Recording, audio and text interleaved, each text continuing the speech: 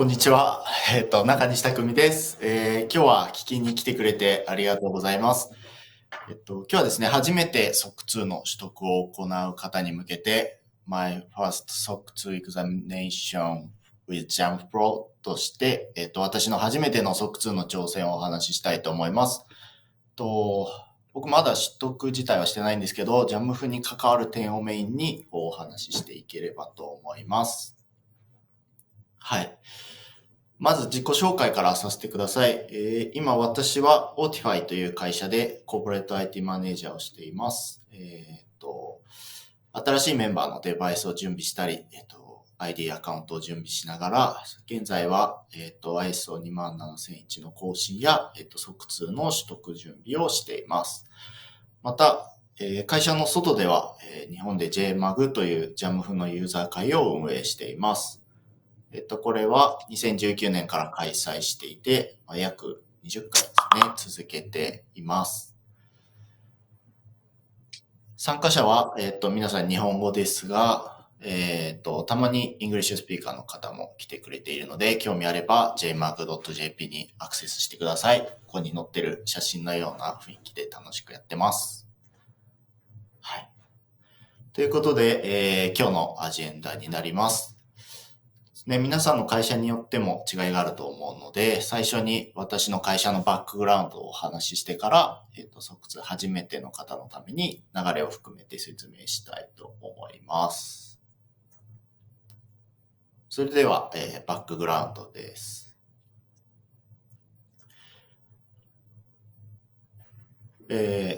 Otify は、ソフトウェア開発においてですね、QA チームの方のために E2E のソフトウェア自動化を AI でサポートするツールを SaaS で提供しています。このシステムに対してのセキュリティを評価してもらうというのが SOC 2での審査ということになります。QA バージョンの、アプリっていうのは、時にはリリース前のアプリという意味でもあり、そういったケースによっては機密性の高い情報となったり、ハイレベルなセキュリティを担保することが必要になってきます。そこで実際のシステムがどう安全かということを、客観的な第三者の認証を取って、お客さん、利用者の皆さんに安心してもらいたいということになります。ちなみに Otify は先日シリーズ A で10ミリオンの出資をいただいて、テッククランチにも載っています。はい。ちょっと宣伝ですが、Otify 自体にですね、もし興味を持ってもらえたら、ここから、トライアルもできるので、お願いします。ちなみにここに載ってる、ハチはですね、ハッティという Otify のキャラクターになってます。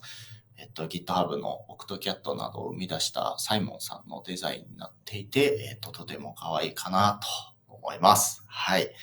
可愛いと思った人は、今チャット欄にハッティ可愛いねって書いてください。ありがとうございます。さあ、ですね。次にちょっと会社の環境ですね、ざっと見ていきたいと思います。Otify は、このようにですね、エンジニアのメンバーが最も多くて、ボードメンバーもみんなエンジニアになります。CS とかになってますけど、CS の中にもエンジニアの方とかがいる状態になってます。またですね、アルケミストアクセラレーターを卒業した会社で、創業はサンフランシスコになってます。日本のメンバーも、多数いるんですけれども、US のメンバーも次に多くなってます。リロケーションのサポートもしているので、日本人以外の方でも日本のオフィスの近くに引っ越して働いてくれているメンバーも多いです。それ以外にもですね、フランスだったり、イギリスだったり、トルコとか、パキスタンとかですね、いろんな多国籍なメンバーで構成されています。はい。で、右のグラフなんですけど、そのためですね、ほとんどの人がリモートワークになってます。綺麗なオフィス、素敵なオフィスも用意してるんですけれども、僕もたまに出社するくらいになってます。はい。たまにオフィス行くとすごくいいですけど、子供の送り迎えとかもできてですね、リモートってとても過ごしやすいなと思ってます。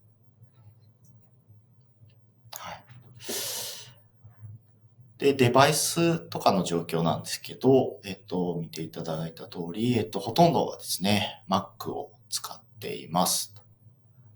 少しだけ Windows のデバイスがある環境になりますが、これ8月ぐらいの状況なんですけど、今だともう少し Mac が増えているっていう状態になってます。僕たちのような Mac アドミンにとってですね、キーになるのは、初日から、リモートワークなので、リモートで Mac を用意しなきゃいけないっていう点と、今ですね、IT のメンバーは僕一人っていうことです。ちょっと正確な人数は公表してないんですけども、現時点、8月時点ですね、従業員が約60名になってて、1年前のもう2倍以上になってます。で、今も毎月新メンバーが入ってくれていて、今のような倍のペースで拡大をしている最中ということになります。はい。といったですね、このような会社状況っていうのをご紹介させていただきました。さて、ここでSOC 2の話題に戻ります。前提ですね、認識合わせとして SOC 2は何かっていうところなんですけど、アメリカ公認会計士協会が定めた認証で AICPA と呼ばれているところですね。特にサービスに関するセキュリティの統制を、評価してくれますと。でそのレポートを、出してもらって、このレポートを、ユーザー、利用者の皆さんが見て、Autify とかサービスの信頼性を確認してもらうということになります。この SOC 2の中には、特定の1日とかワンタイムですね。で、審査されるタイプ1っていうものと、半年とかそういう期間を定めて、一定の期間の監査を受ける、タイプ2というね、2つがありますと。で、この基準についてですね、この5つのカテゴリーの中から、どのカテゴリーの、審査を受けるかっていうのを会社ごとに決めていく形になります。すべてのカテゴリーにおいて、コモンクライテリアと言われる共通する部分があって、それは必須でクリアしないといけないんですけれども、セキュリティだけだったりとか、各会社とか各事業者ごとにですね、アベイラビリティが必要とされれば、そこもクリアしていく範囲になるっていう具合になっています。はい。で、Autify ではですね、まずセキュリティに絞って審査を受けようかなという話になっていまして、そうか、セキュリティだけでいいのかと過去の私は思ったんですけれども、この先ほど言ったコモンクライテリアっていうのですね、ちょっと読み上げませんが、これだけいっぱいあります。特に、基準についてはですね、とても、読んでいて妥当なものというか、はい、納得できるものが多いと思うんですけど、こうですね、認証を取らない人でも見てみてもらうとすごい参考になるのかなと思ってます。はい。はい。で、ちょっとおさらいですけども、どうやって即通を取っていくかというと、まずスコープを選択しますと。で、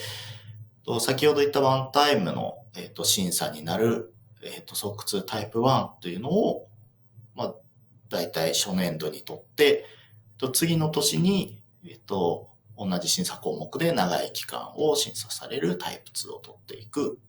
っていうことが、流れとして多くなってます。で、各スコープに、よってですね、規定された、ポリシーに沿って、デバイスのルールだったりとか、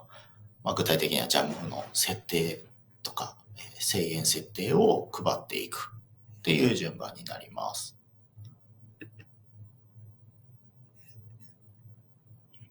はい。ところでですね、すでに、他の基準に沿っている会社もあるかなとは思っています。Autify もですね、ISO27001 を事前に取得していました。で、こういった他の認証とですね、対比してマッピングされたものも公開されているので、他に守る基準がある場合は、こちらも参照してからスタートするのがいいかなと思います。CIS の各クライテリアとかですね、NIST とか GDPR に沿ったものっていうのも一覧になってます。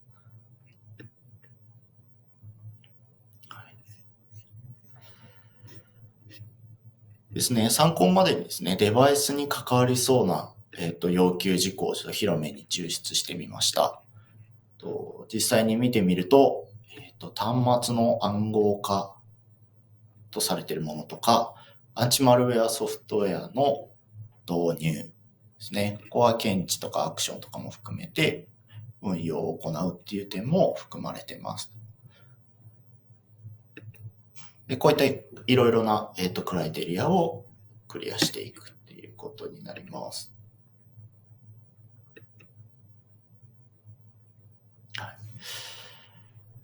ですね。ここまでの話を、どのようにして、セットアップして、ポリシーに準拠させるかという点に進みたいと思います。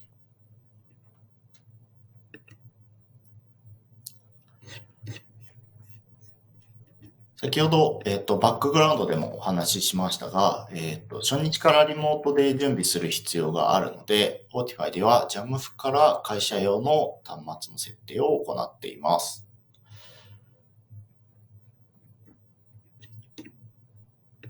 また、Fortify ではですね、世界中の、いろんな場所で採用があるので、各国で購入してセットアップを行っています。日本とアメリカは Apple のオンラインストアが、あるので、そこから購入して、直接送ったりしていますと。で、たまにですね、それ以外の国の場合は、オンラインストアで購入したりとか、たまにですね、各国現地で購入してもらって、Jamf にエンロールしてもらったりしています。それ1個ですね。はい。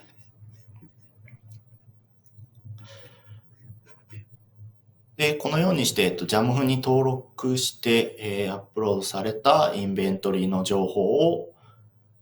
ドラータというですね、SOC2 などですね、各種認証の取得をサポートしてくれる SaaS のツールと連携して管理しています。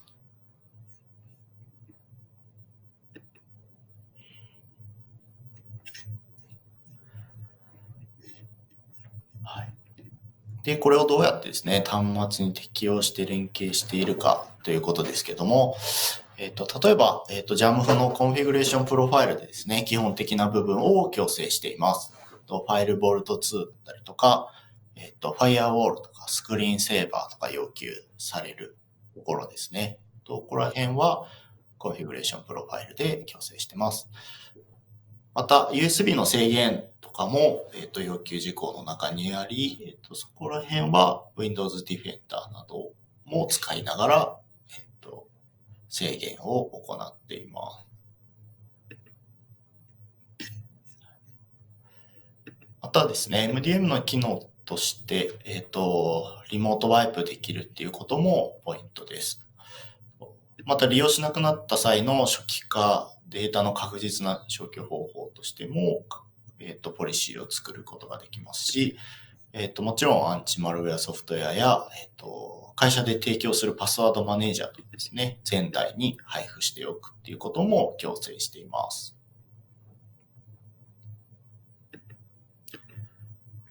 はい。で、このような設定をですね、SOC2 の、認証取得をサポートするドラータと連携しています。でこの右側のが、ドラータの画面になってます。ドラータはですね、Jamf のインベントリ情報を連携して、各ユーザーごとの資産、保有資産と紐付けて、デバイスがポリシーに準拠しているかを、一覧で見られるようにしてくれます。これはもちろん管理者でも一括で見れますし、各ユーザーごとのページも用意されていて、各ユーザーの方でもセルフチェックできるようになってます。余談ですけど、この各ユーザーのページっていうのはですね、デバイス以外でも、要件を満たさなきゃいけないところで、例えばセキュリティアウェアネステストの e ラーニングを受講するだったりとか、そういった、エビデンスを取るためのポータルとしても利用できます。で、ドラータに連携すると、このように見えているんですけれども、ですね、例えば JAMF のインベントリのところに、このようにですね、ソフトウェアアップデートやファイアウォール、スクリーンセーバーロックなどをチェックする、エクステンションアトリビュートですね、作りますと。で、そのフィールドを、ドラータ側に連携するので、そうすることで、ドラータ側で端末ごとに設定が適用されているかを見えるようにしてくれます。で、実際に、即通の監査をするときに、オーディターの方々に、このドラータのコンソールに直接入ってもらって、エビデンスをチェックしてもらうっていう仕組みになってます。はい。ちなみにダメなケースだと、こんな形に見えるようになってます。ハードドライブのエンクリプションが、グリーンのチェックがついてませんよ、だったりとか、複数端末を持ってる人だとですね、何台もタブで表示されるようになってて、1台は OK だけど、残り2台はダメだよとかっていうのが見えるようになってます。はい。で、実際裏側でですね、どうやってユーザーのデータとデバイスを紐付けているのかというのを、ご説明します。ユーザーの紐付け自体は、E メールで行ってます。JAMF のインベントリのユーザー情報にある、E メールのフィールドですね。で、結構会社によっては複数のエリアスがあったりとか、管理とか紐付けが意外とめんどくさかったりすると思うんですが、ですね。僕のおすすめとして簡単に使えるコマンドとしては、リコンのコマンドで紐付けるのがおすすめです。結構ですね、スタートアップとかだとですね、そんなに潤沢にいろいろなシステムがまだ入っている状態でもないので、メールアドレスとユーザー情報を紐付けるのが結構、煩雑だったりするんですけど、こんな感じでですね、先ほどの、初期セットアップの時に、E メールを設定して、JAMF リコンのコマンドで、E メールを埋めるようにしてます。詳しくはですね、sudo jamf help recon ってしていただければ、他にもいろいろ見れるので使ってみていただければいいかなと思ってます。はい。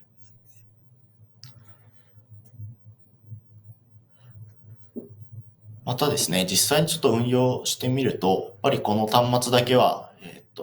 ァイアウォールを開けたいとかですね、そういう例外的な設定の話が出てきます。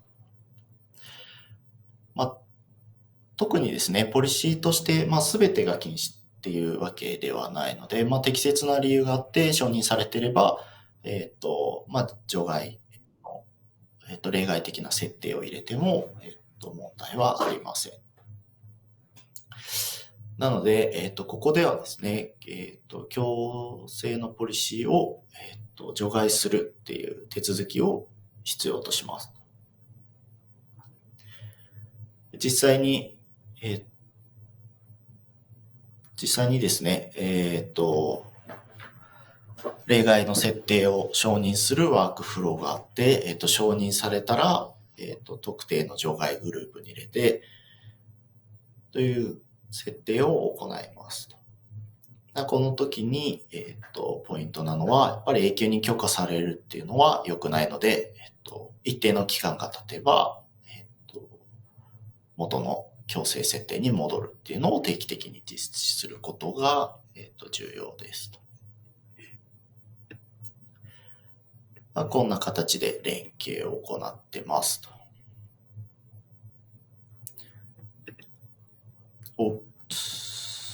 失礼しました。